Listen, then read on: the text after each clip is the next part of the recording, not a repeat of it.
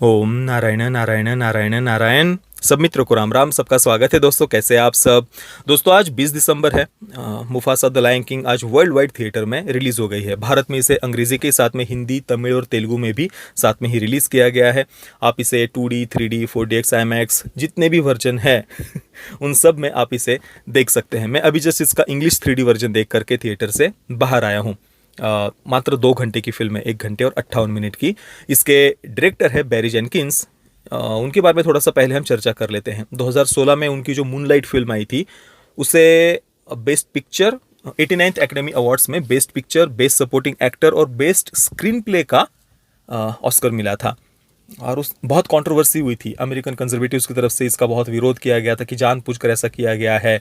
उस समय moonlight film को ये कह करके काफ़ी उसको प्रमोट किया गया था कि भाई पहली एलजीबीटीक्यू थीम की फिल्म है जिसमें पूरी की पूरी ब्लैक कास्ट है, सभी कृष्णवर्णीय कलाकार है, ऐसी ये पहली एलजीबीटीक्यू फिल्म है।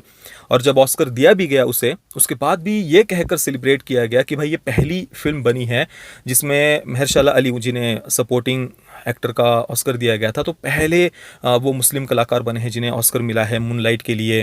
एक पहली ब्लैक लेडी है, उन्हें बेस्ट एडिटिंग के लिए कुछ नॉमिनेट वगैरह किया गया था। पहली पूरी ब्लैक कास्ट वाली एलजीबीटीक्यू थीम की फिल्म है वगैरह। इस प्रकार से उस फिल्म को काफ़ी सेलिब्रेट किया गया था। और इवन जब बेस्ट पिक्चर किसे देना है वो स्टेज पर से बताया जाने वाला था, उस समय पहले लाला लैंड का नाम लिया और फिर अचानक से थोड़ी देर के बाद कहा कि नहीं नहीं नहीं नहीं, एनवेलप एक चेंज हो गया था, तो मूनलाइट को हमें बेस्ट पिक्चर का अवार्ड देना है। और ला ला लैंड सच में बहुत बढ़िया फिल्म थी, उसका हमने रिव्यू भी किया हुआ है। पर अचानक से फिर पहले ला ला लैंड का नाम लेकर के फिर मूनलाइट को दिया गया और फिर क्या क्या कहकर इसे प्रमोट किया गया वो तो मैंने आपको बताया ही। तो ऑब्वियसली अमेरिकन कंजर्वेटिव्स की तरफ से बहुत उस समय इसकी आलोचना हुई थी। कई सारे वीडियोज़, आर्टिकल्स वगैरह आप अगर सर्च करेंगे यूट्यूब पर, गूगल पर, तो आपको मिल जाएंगे। और कल भी मैंने इस पर एक वीडियो डाला था, देखिए। लापता लेडीज़ को ऑस्कर से बाहर किया गया कि भाई एक वोक ऑस्कर होते हुए भी एक वोक फिल्म क्यों पसंद नहीं आई। विशेषतः जो इंटरनेशनल फीचर फिल्म की कैटेगरी है उसमें तो हमेशा से ही दशकों से वोक थीम की फिल्मों को ही वहाँ सेलिब्रेट किया जाता है, परंतु बाकी दूसरी जो कैटेगरीज है जहाँ पर हॉलीवुड की फिल्मों को अवार्ड्स दिए जाते हैं, अमेरिकन फिल्मों को विशेषतः, दूसरी भी होती है पर अधिकतर, तो उनमें पहले काफ़ी मतलब सभी प्रकार की फिल्में, विशेषतः जो काफ़ी कंजर्वेटिव या एक्सट्रीमली रिलीजियस फिल्मों को भी कई बार ऑस्कर में नॉमिनेट या अवार्ड्स मिले हुए हैं। परंतु पिछले 8-10 वर्षों में ये पूरी तरीके से ट्रेंड चेंज हुआ है और विशेषतः मूनलाइट से इसकी प्रमुखतः शुरुआत हुई थी, ऐसा माना जाता है। तो बेरी जेनकिंस, उसके बाद में उनकी एक और रोमांटिक ड्रामा फिल्म आई थी 2018 में, और उसके अभी पूरे 6 वर्षों के बाद में सीधे अभी मुफासा को उन्होंने डायरेक्ट किया है। अब द लायन किंग का जो पहला पार्ट लाइव एक्शन जो आया था 2019 में, उस समय भी उस समय तक भी डिज्नी की कोई वोक ऐसी ज़्यादा फिल्में नहीं आई थी। आप देख लीजिए 2019 के बाद में ही ज़्यादा बदलाव शुरू हुआ है। तो 2019 में द लायन किंग के लाइव एक्शन रीमेक के रिलीज से पहले अमेरिकन लिबरल्स के द्वारा बहुत सारे आर्टिकल्स वगैरह लिखे गए थे। डिज्नी की आलोचना सिस्टमेटिक वे में होना शुरू हुआ था।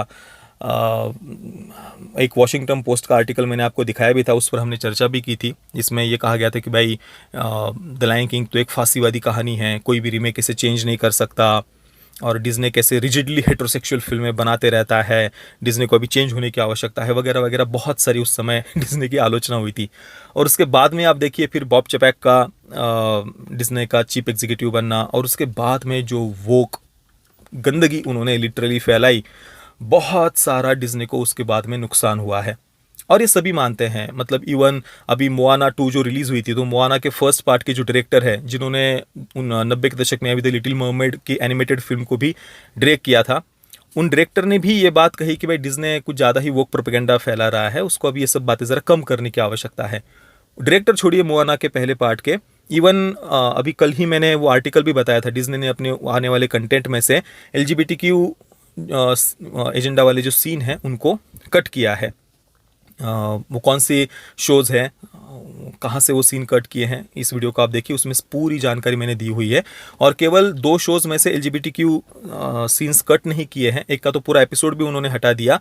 और यहाँ तक कहा है, रॉबर्ट ईगर अभी फिर से डिज्नी के चीफ एग्जीक्यूटिव बने हैं, उनकी वापसी हुई है बॉब चैपेक के बाद में। तो उन्होंने यहाँ तक कहा कि भाई बीच के समय में, बॉब चैपेक के समय में बहुत सारा ज़बरदस्ती का ये पॉलिटिक्स वगैरह, मतलब वही वो थीम वाली जो कंटेंट लाइट ईयर हो, स्ट्रेंज वर्ल्ड हो, उसमें जो डाला गया था LGBTQ एजेंडा वगैरह छोटे बच्चों के कंटेंट में। तो रॉबर्ट ईगर ने भी कहा है कि अभी आने वाला हमारा लाइनअप में जो भी कंटेंट है उसको रिव्यू करने के लिए मैंने कहा है कि ये सब कुछ अभी बहुत अति हो गया है।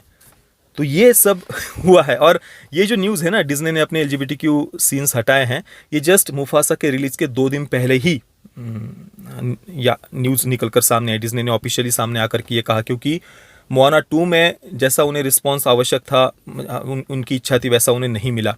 क्योंकि अमेरिका में बहुत नाराज़गी है डिज्नी को लेकर के कि छोटे छोटे बच्चों के कंटेंट में ये LGBTQ एजेंडा डाल रहे हैं। बहुत सारी इसकी आलोचना हुई है, कई बार मैंने इस पर बातें की हुई है, वो सारे आर्टिकल्स वगैरह मैंने आपको दिखाए हुए हैं। तो लाइट ईयर में, स्ट्रेंज वर्ल्ड में, इसमें तो नुकसान हुआ ही है, बाकी भी दूसरा मार्वल वगैरह में भी डिज्नी को बहुत नुकसान हुआ है। मोआना 2 के साथ जो हुआ, तो उससे सबक लेते हुए शायद अभी लोगों का गुस्सा थोड़ा शांत हो, इस कारण से शायद मुफासा के रिलीज से ठीक पहले उन्होंने ये आर्टिकल शायद डाला होगा।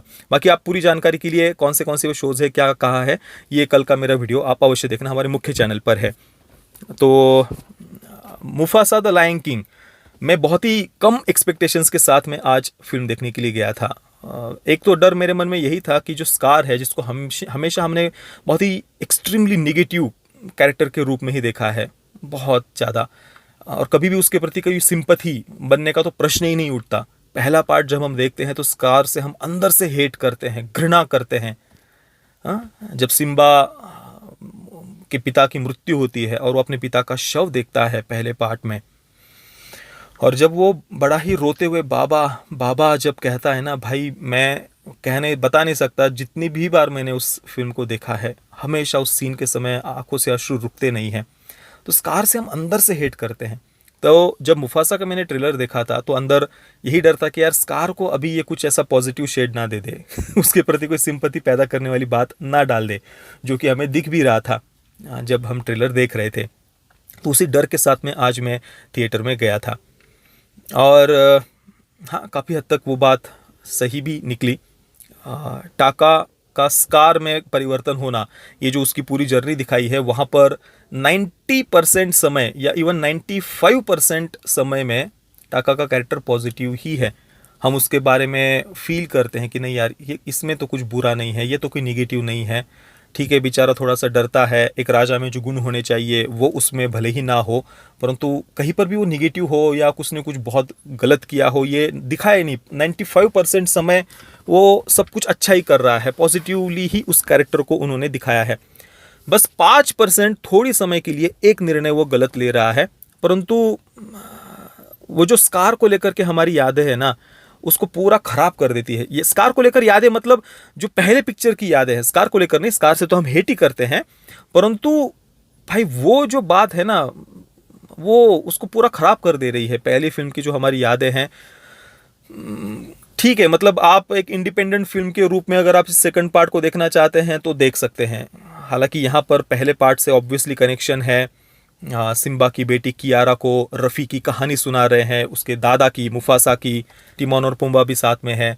तो रफ़ी की जब ये कहानी सुना रहे होते हैं मुफासा की, तो फ्लैशबैक के माध्यम से ये सारे सीन्स उन्होंने दिखाए हैं, और बीच बीच में फिर टिमोन और पुम्बा बीच बीच में कहानी रोकते रहते हैं। फर्स्ट हाफ में तो बहुत ज़्यादा ये होता है, और जब हम मुफासा की कहानी देख रहे होते हैं, या कहिए कि टाका की जो बाद में स्कार बनता है, तो वो कहानी देख रहे होते तो बीच बीच में ही टिमोन और पुम्बा बोलने लग जाते हैं, तो ऐसा लगता है यार फ्लो टूट गया। तो पहले पार्ट में तो ये बहुत ज़्यादा हो रहा है, सेकंड पार्ट में जाने के बाद में थोड़ा वो बीच में नोक झोंक करना उनका थोड़ा कम हो जाता है।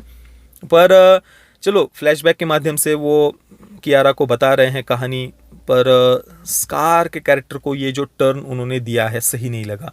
वो कैरेक्टर निगेटिव है और निगेटिव ही रखना चाहिए था, उसको ये पॉजिटिव शेड देने का जो काम किया है, उससे जो हमने पहले पार्ट में देखा वो जस्टिफाई नहीं होता कि इतना क्रूर, अति क्रूर उसे जो हमने देखा है, तो सही नहीं लगता।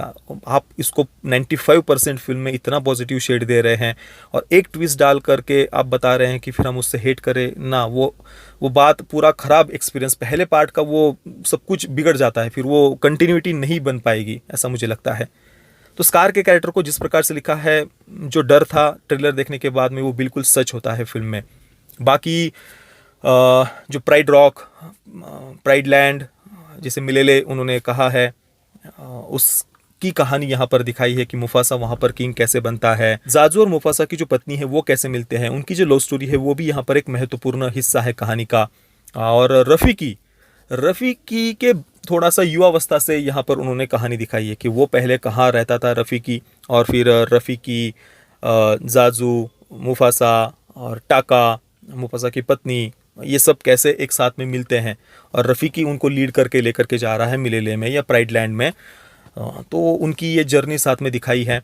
कुछ आउटसाइडर्स, वाइट लायंस उन्होंने दिखाए हैं जो दिखने में सच में बहुत बहुत ज़्यादा सुंदर दिख रहे थे भाई, वो वाइट लायंस गजब के। तो फिल्म के विजुअल्स बहुत ज़्यादा बढ़िया है, शुरुआत से अंत तक आप देखेंगे ना। 3D इफेक्ट्स भी मुझे पसंद आए। ज़्यादातर आजकल जो 3D फिल्में आती हैं उनमें 3D इफेक्ट्स होते भी नहीं है, पर यहाँ पर थे 3D इफेक्ट्स बढ़िया थे। विजुअल्स तो बहुत ही ज़्यादा बढ़िया थे। कुछ कुछ जगहों पर थोड़े जो स्लो मोशन वगैरह कुछ ऐसे सीन्स उन्होंने ज़्यादा नहीं है, थोड़े से जो डाले हैं वहाँ पर ऐसा लगता है कि फ्रेम कुछ ड्रॉप हो गई है, बीच में कुछ ऐसा अटक अटक कर जैसे वो मूव कर रहे हैं कैरेक्टर्स, ऐसा लगता है। स्मूथ मूवमेंट कुछ जगहों पर नहीं लगती, बाकी तो सभी जगह पर विजुअल्स बहुत ज़्यादा बढ़िया थे। जो वाइट लायंस जो दिखाए हैं, जो विलन है यहाँ पर आउटसाइडर्स उन्हें कहा गया है, वो तो बहुत ज़्यादा सुंदर वो फिल्म में दिखते हैं। अब जो वाइट टाइगर्स है उनको विलन दिखाना, तो वो विलन लगते भी नहीं हैं वाइट टाइगर्स, जस्ट क्योंकि वो इतने क्या मैजेस्टिक या जो भी आप शब्द उपयोग करना चाहो उनके बारे में, बहुत ज़्यादा बढ़िया वो लगते हैं। तो एक विलन के रूप में उनको थोड़ा एक्सेप्ट करना भी कठिन होता है। अब शायद वाइट सुप्रीमसिस्ट को वो शायद निगेटिव दिखाना, मतलब पता नहीं, वो वाइट टाइगर्स वो इतने सुंदर दिखाए ना कि उनको विलन के रूप में थोड़ा ठीक नहीं लगता देखना। बाकी तो कहानी ठीक है। आप एक मैंने कहा ना, इंडिपेंडेंट फिल्म के रूप में अगर आप देखते हैं तो ठीक है, चल रही है कहानी, चलती जाती है। कुछ ज़्यादा ऐसा ज़बरदस्ती का वो प्रोपेगेंडा वगैरह भी नहीं है। पर हाँ, स्कार के कैरेक्टर को जो उन्होंने टर्न दिया है वो नहीं आया मुझे पसंद। बाकी ठीक है, किसी को अगर देखनी है तो देख सकता है, फिल्म निराश नहीं करेगी। विजुअल्स वगैरह तो बढ़िया है। डबिंग के बारे में तो मैं कह नहीं सकता, अंग्रेज़ी में ही मैंने इसे देखा है। तो मैं मुफासा द लायन किंग को दूंगा 6.5 out of 10 stars. Parental guidance की ऑब्वियसली कोई भी आवश्यकता नहीं है, बच्चों की ही फिल्म है। तो जिन मित्रों ने फिल्म को देखा है, आपका अनुभव कैसा रहा मुझे अपने नीचे कमेंट में अवश्य बताना। ये वीडियो देखने के लिए आप सभी मित्रों का बहुत बहुत धन्यवाद। जय श्री राम, वंदे मातरम।